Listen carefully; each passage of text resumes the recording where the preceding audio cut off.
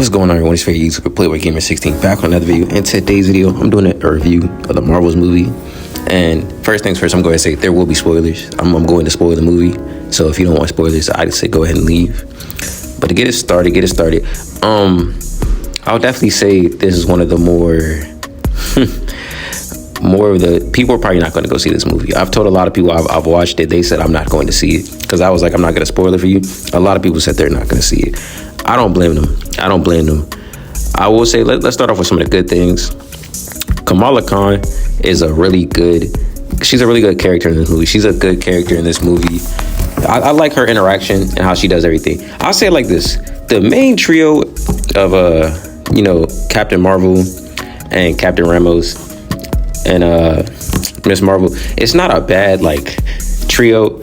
But I will say, this movie was not fleshed out, especially because the villain, Darben, I feel like there just was no emotional connection. There was no build up or anything with this movie that really made it worth the watch.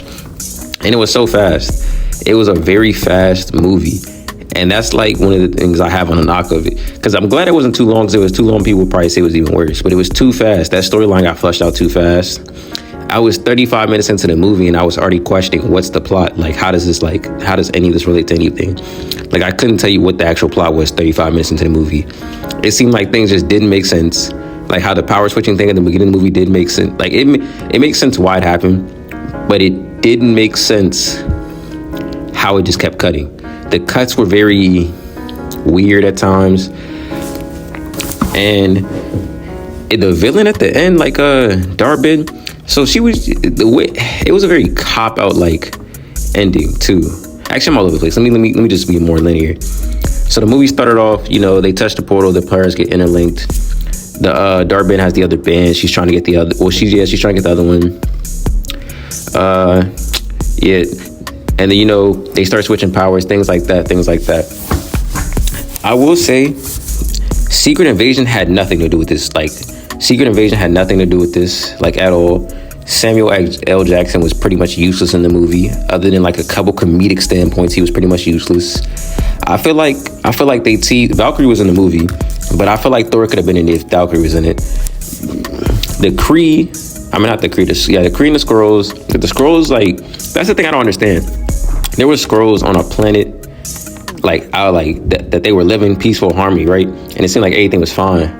And that's why I'm the things in Secret Invasion kind of don't make sense. Because I'm if that planet existed and it was there that whole time, why didn't the Skrulls from Secret Invasion just go there? It seemed like that there was nothing wrong with that planet at all. But yeah.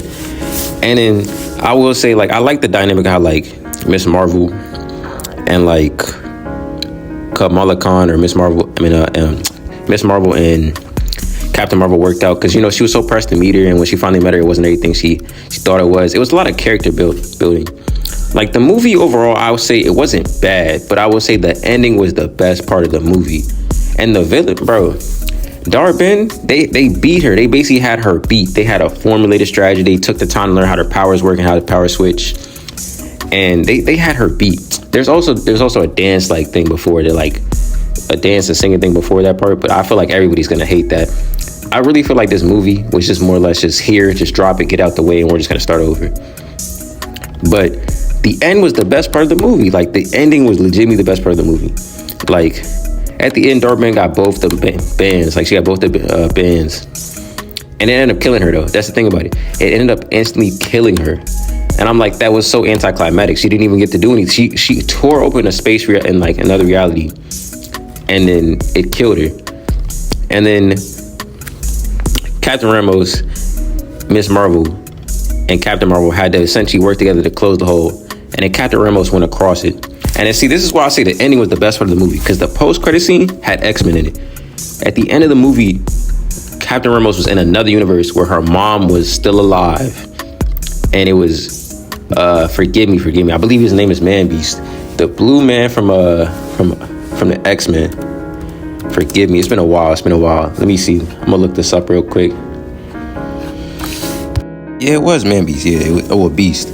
But essentially, she ended up in another universe. Her mom didn't recognize it. She was like, "Okay, who are you?" And then he was like, yeah, you're in another universe. It seems pretty similar to your own, but some things are different. And that's why I say the post-credit scene was the best part. And then you had the part with Kate Bishop and Kamala Khan essentially sent the Young Avengers. And she mentioned Ant-Man's daughter, and she met Hawkeye's daughter. And essentially they're laying the seeds for the future. Like, that's why I say the end was the best part of the whole movie. Overall, that movie just was, it could have been better. It could have been, well, I mean, I don't think it could have been better, but for what we got, it's not a bad watch. I just think it was too fast. The villain's very lackluster. And they could have done more. They could have done a lot more. But we'll see. That's all for this video.